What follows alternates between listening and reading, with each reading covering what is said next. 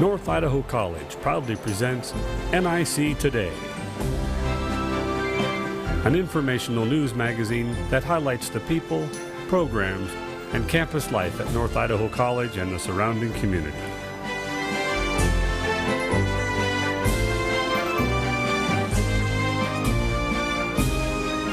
And now, your host and moderator, President of North Idaho College, Dr. Priscilla Bell. Welcome to NIC Today. I'm Dr. Priscilla Bell, the President of North Idaho College, and your host for today's program. NIC Today is designed to bring you information about our people, our programs, and campus life at North Idaho College. With me today are two of my Vice Presidents, Jay Lee and John Martin. Jay and John, would you introduce yourselves and tell us a little bit about the duties that you have at North Idaho College? John, you first. Thank you, Priscilla, and it's a pleasure to be here today. I'm John Martin, Vice President for Community Relations and Marketing. I work in the areas of public relations, media relations, government relations, and also have a staff that does the college marketing. And depending upon the messages out there, I'm either the college cheerleader or spear catcher. Thanks, John. And Jay, what about you? Well, Priscilla, I'm the Vice President for Instruction, which means that I'm responsible for all the things related to the instructional pieces of the college. Every time we have a situation where we have a learning opportunity going on, that's my area. And that includes our general education, our professional technical education programs, our work at the Workforce Training Center where we do our non-credit customized training kind of things, adult basic education, or our 3 outreach centers, our e-learning distance education packages, and I'm also responsible for managing the library and overseeing our institutional research. Big assignments for both. And Jay and John are with us today to talk about some of the unique characteristics of community colleges. But before I turn to them, I want you to know that community colleges are one of the fastest growing, actually the fastest growing segment on the American college scene. But let's turn to John now. And John, how about you tell us some of the reasons that students come to North Idaho College? Be more than happy to, Priscilla. I'm going to start off with making reference to a 2009 study done by U.S. News and World Report. And they surveyed a large number of community college students to just try to find out what drew them to community colleges. And I think what they found out applies to North Idaho College as well. The top 3 were affordability, which certainly makes sense in this economy, availability, and access. In regard to affordability, a couple of numbers here. Nationwide, it costs about $2,700 a year for a student to attend a community college. If they would go to one of their 4-year public schools in their own state, it would run about $7,600 a year. So that's about 65% more. And we find the same thing in Idaho, almost exact parallel to that between, say, North Idaho College and the University of Idaho or Boise State. If they were to choose a private 4-year school, we're talking about 90% more, at about $27,000 a year. So as you can see, affordability is a really important thing given our economy. One of the other things about affordability is that while college costs are increasing across the nation, community college tuition and fees are going at about the same rate as inflation. However, 4-year schools are going at double-digit rates. So we will hold our position, I think, fairly well. One of the other items is, at a community college, even though we do have, like at our college, a residence hall, most of our students are commuters, so they get to live at home and save a little bit of money that way as well. The other items are availability and accessibility. Availability simply is community colleges are responsive to the students to provide classes and programs at the times and locations they need them. For example, here at North Idaho College, we have a workforce training center in Post Falls, as well as our main campus here in Coeur d'Alene, plus our outreach centers in Bonners Ferry, Pend Oreille outside of Sandpoint, and then the Silver Valley. Availability also means when do we offer classes. And as we have been working on over the past couple years, we offer classes that at times when we hadn't traditionally done those before. The noontime classes, the 5 p.m. classes, the Friday classes, and Saturday classes, which our students are taking advantage of. And finally, access, and this is one of the hallmarks of community colleges in that we don't have entrance exams or entrance standards that keep students from coming to us. I like to characterize it in that we are a gateway to secondary, post-secondary education rather than having gatekeepers in place. Yeah. So we accept students that come no matter whether it's a brand new high school graduate or returning adult, non-traditional student. Access is a key that we have. So affordability, availability, and access, those three key things. And Jay, from an instructional point of view, what do you see as the advantages of community colleges? Well, I think John touched on the big points, but I'd like to echo the conversation about access. To me, community colleges are prime for access to just about everything that we can do in an educational setting. One of the statements I like to make about community colleges is that in many ways, community colleges are all things to all people. And I think North Idaho College is an example of that. We provide opportunities in thousands of different ways that allow our students to experience all sorts of things. And it starts with, at least in my view, here at North Idaho College, it starts with really high quality education and quality instruction in smaller classrooms, which allows our students to better connect with their teachers. And that's something I think that NIC should be very proud of. We do a great job with our instructors, and our instructors are very well connected to our students, in large part because of the class size, but also because of the dedication of our great faculty. The choices that are available for students here is just immense. And John mentioned them, the access to everything from adult basic education to help people get that GED, to the workforce training where they're getting non-credit training in specific fields, trying to get ready, like our new commercial truck driving class that we're doing, and the fire science program that we're doing now. And then we have the traditional credit offerings and things that prepare students for transfer and for the professional technical education where they're going out and getting those jobs. I just got back a couple days ago from a meeting in Moscow at the University of Idaho where we were talking about science and especially biological studies and science. And one of the things I was very pleased to see, but not surprised at all to see, was how NIC students do well in that transfer mode when they're moving on to those science fields. And NIC was recognized as having some of the best scholars in the state, having succeeded in that. So to me, community colleges are lands of opportunity, and I think we do a pretty good job of covering all those bases. I think we do too, and I know that the things that you two have discussed are crucial to students in terms of getting their reaching their educational goals. So let me mention just a couple of others. As you know, my background is in student services, and I'd like to just mention counseling and a few of the other student services that we offer to students. Counseling, advising, financial aid, student health services. These are also all programs that help students succeed in reaching their educational goals, even though they're not direct classroom experiences. I mean, for example, in advising, students get the opportunity to try to, they get to figure out what their educational goal is, and they have some people that can help them identify the classes and figure out the way to move through the curriculum so they can reach that goal. And financial aid, my gosh, over 70% of our students need some form of federal financial assistance, so the folks in our financial aid office are really critical. And Jay, I know there are other things going on in the instructional area that are designed just to help students identify and reach goals. Could you talk about a few of those? Sure, and I think we have some unique things here at NIC, but we also have some things that are very traditional. For example, we have a TRIO program here, which is very specific for first-time college students that are from their family. They're the first in their family to move on to college. So it's a targeted population, and we work with them to guide them through the process. Our College Skills Center really works with students that are trying to develop the skills necessary to really be successful in some of the more higher-level college classes. Our Writing Center, I think, is exceptional in that we serve a lot of students in that environment, just helping them not only for their English papers, but any papers they're working on across campus and any assignment they're working on. So we have English instructors that are there in the Writing Center to help them.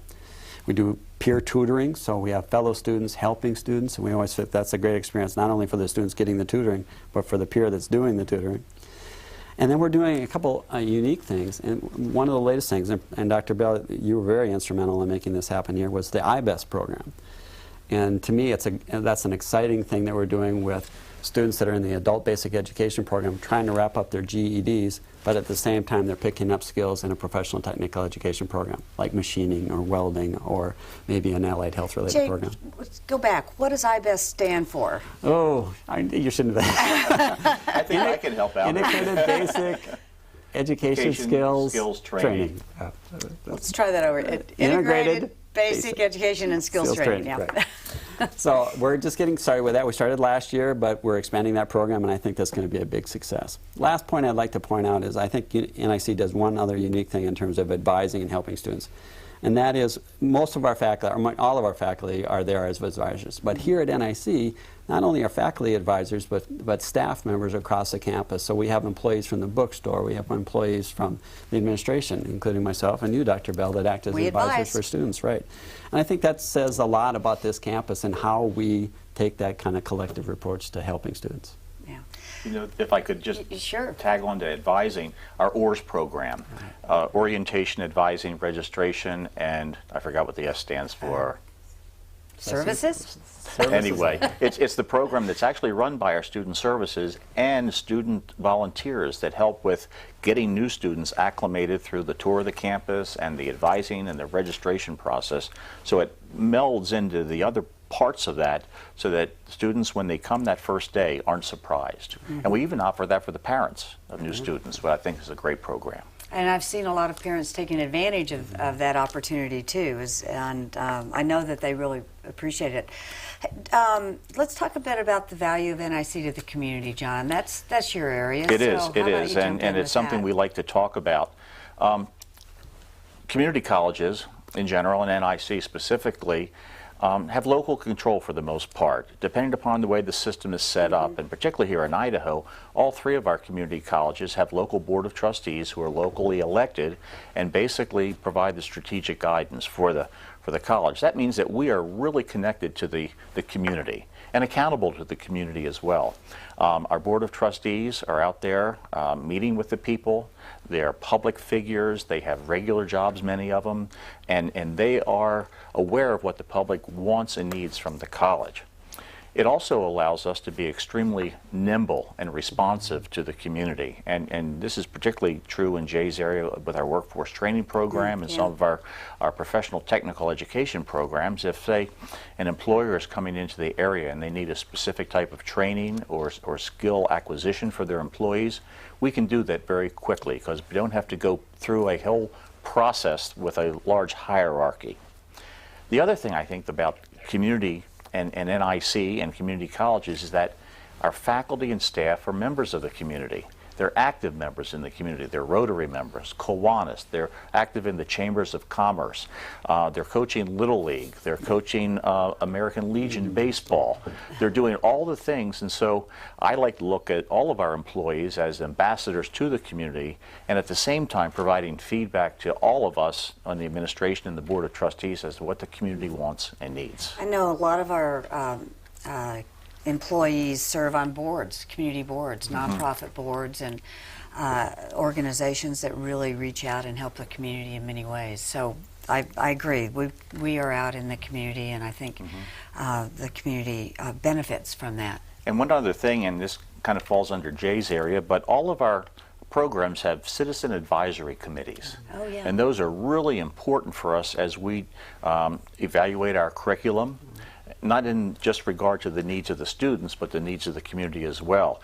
And it's always something that we encourage community members, if they have an interest in one of our programs, contact us and let us know that you might be interested in being one of our advisory committees. Jay, do you want to add to that? Well, before I get to the advisory committees, which I think is a very important piece of our professional technical programs especially, I think we also provide lots of opportunities for people in the community to really contribute to what we're doing here and what our mission is and what we're trying to accomplish. I know, Priscilla, you'll probably deal with, in a later episode, you'll probably talk a little bit about the long-range visioning and planning that we're doing, where we're really incorporating the conversation from the community aspect to try to get a real good feedback in terms of which direction NIC should be going in the future. And we try to do that same thing from an academic level with our programs, and that's the advisory committees that John mentioned. I try to sit in on those meetings as often as possible because they're great opportunities to hear what the citizens or what the business leaders of the community are expecting from our programs. And I know that NIC does as much as we can to try to incorporate what the business leaders, the business owners are asking for within those operations or within those programs. For example, in our auto mechanics program, we talk to those members of the advisory committee to say, what should we have? What kind of equipment do we need in this program? Are we using the latest stuff? Is our curriculum following what's the latest technology that's going on? Our graphic design program is wonderful in that regard, in that they're always duplicating what's happening in the graphic design world. I'm just always trying to keep up with them and trying to find money for them to do the things they want to do. So I think we have a lot of that kind of feedback that we get from the community in those advisory committees, and frankly I wish we could do more in terms of getting more people involved. But every program, every professional technical program has an advisory committee that gives us that information, and we try to do everything we can to follow along with that advice they give us. You know, Jay, just a few days ago I signed quite a number of documents concerning program approval for changes in a couple of our programs. Were those documents that I signed, the changes that are being requested to be approved, examples of how the advisory committees have helped us reshape curriculum? Absolutely. I think the forms that you signed were dealing with our computer-aided drafting program. And in that program, our advisory committee told us, you know, you've kind of put things together in one pile, and we kind of think you should separate that out a little bit and specialize a little bit more. So we did exactly that. We rewrote the curriculum to focus on 3 different areas of drafting. And I'm anxious to see how that's going to turn out. I think it's going to be a great addition from a curriculum standpoint to make that program even more successful. So those are the kind of things that we've been, that advisory committee helps us, and you'll see coming across your desk. You know, Priscilla, you know, we've been talking a lot about these kind of things that we're dealing with in the community. You've had a long career in community colleges. Are we missing anything? Have we not talked about some of the things that I know you're well aware of? I've had a longer career than I sometimes like to remember. 37 years, I think, yeah. Well, we haven't yet talked about the diversity of our student population. And I think that is really an outstanding feature of community college, is we serve the most diverse student body of any segment of higher education. Whether you're talking about age ranges, I mean, from 16 to 90. We had a graduate walk across the stage last year or the year before who was in her 80s. And often, by the way, we have students who are related, like we'll have mom and her daughter, or grandmother and granddaughter. So that's a unique characteristic for us that I think is very special. We also have students from every ethnic background that you can imagine, and from all different socioeconomic backgrounds. We serve students with disabilities, and we have a commitment, a strong commitment to making sure that we have the accommodations needed for students with disabilities to succeed. And you know, one of the programs we haven't mentioned yet, which adds to our diversity in terms of age particularly, is Wings. You know, but that's our dual enrollment program with high school students, and I'd like one of you to say a little bit more about that before I say anything else about the diversity of our student body. You know, I'm going to jump in and say the other thing we haven't talked about is athletics, but I'll let Jay talk about Wings, and then I'll talk about athletics and its role in diversity. Yeah. Well, the Wings program, which is our dual credit program, has been led very capably by Steve Casey, who just recently retired. Yeah. Steve's done a fantastic job over the last 4 years in terms of increasing the growth of that population, which is our high school students taking classes here on our campus, or in many cases where we offer classes on the high school setting or at the high school campus. And it's a great opportunity for high school students to pick up those college credits while they're still wrapping up their high school requirements and doing that at the same time. And for a parent's perspective, it's wonderful because it's at a discounted tuition rate. So students that are able to take advantage of that are able to really accomplish a lot in their high school days. We've had several students, I think we had 8 last year, that graduated from high school and college at the same time. So that's pretty exciting, and we just hope to continue to expand that. Our goal for this coming year is to do more dual credit classes in the high schools. And don't students who participate in the Wings program and get that college credit under their belt before graduating from high school, don't they also have higher success rates in college, both the associate and the baccalaureate level? They do, and we've done lots of research that shows that our dual credit students are some of our very best students on campus. As a population, they succeed at a higher level, we retain them better, and they're more likely to graduate in an appropriate period of time. Thanks. Yeah. And you were going to talk about athletics. I was, Let's do and that. you know, it's not a unique or special characteristic, I think, of community colleges or NIC, but it's an important part of what we do. And a lot of times, you know, particularly in tough economic times, people always say, why athletics? And we could probably spend an entire program on that and get Al Williams in here, our athletic director, to justify it. But one of the things that I think is important at our college is that it helps us to bring students that we normally wouldn't have. And those are, you know, perhaps ethnicities and also our international students. That's true. You know, we don't have a full-time international program, but over the past several years, extremely successful in bringing, you know, students from Europe and from South America, all over the place to come, and they bring their unique contributions to our culture. While they're learning ours, we're learning theirs. So I think that's one of the things that athletics provides at the community college level that we would be hard-pressed to get otherwise. The other part is related to our community relations. A lot of folks come to campus just for athletics, and that's fine. And you know, they're great but games. They are great games, and our very teams competitive. are entertaining. A former president of Idaho State University characterized collegiate athletics as providing a front porch where people can come onto the campus and peek through the window just to see the campus and the college. They get a little piece of it. And many of them then talk about us and relate their experiences, so more people get to experience a little bit more of North Idaho College. And we think that probably that helps us in our recruiting for students.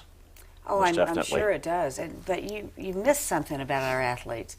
They're very successful academically. We have a student athlete. We don't have an athlete student. Student really comes first, and we have a lot of athletes who are on the dean's list. We have all academic American teams.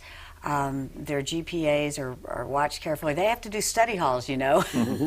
And so we really do work to make sure that our athletes are successful with their educational goals as well as successful on the fields and the courts. So thank you much for bringing that into play. You know, I was talking about the diversity, and both of these programs, the Wings and the athletic programs, do add to that diversity greatly. One of the things that I'm struck by just about every day when I'm in the college is how dynamic our college community is because of the diverse backgrounds our students bring, whether it's, you know, socioeconomic or ethnicity or just different life experiences. We have a very rich environment, and I know that we all of us, we three other administrators and staff and faculty and students themselves learn from each other because of the diversity of our backgrounds and our different life experiences. Incredibly rich, incredibly dynamic. What are some of the other things that we haven't mentioned yet? What about our service to the community through providing facilities, for example? You know, I think we're going to talk about that in more detail in an upcoming program. But, you know, we're not only an educational institution, but I think in many ways we provide a center for culture, for athletics, for recreation. People maybe don't realize it, but we have 3,400 feet of beach front on the lake and the river that's open to the public. And so that's just another way that people get to experience North Idaho College. A lot of outside organizations have no other place to hold their meetings, their conferences, or their musical events. For example, we're back to the Coeur d'Alene Symphony having their season with us. We're just wrapping up right now the Coeur d'Alene Summer Theater using our Performing Arts Center. So those things, I think, round out the role of the community college in the community so that our friends in the community experience us at many different levels.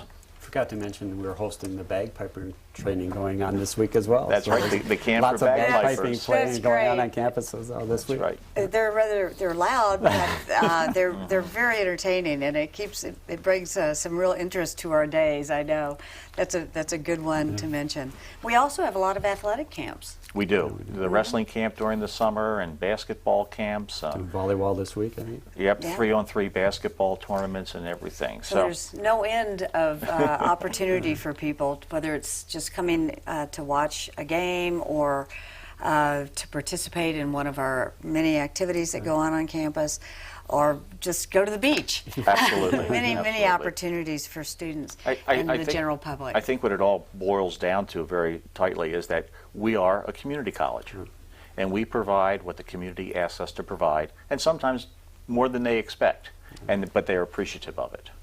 Well, and we are appreciative of our community. As We well. can't forget that, because the community has been very, very supportive of North Idaho College. Are there any final comments, Jay, that you have?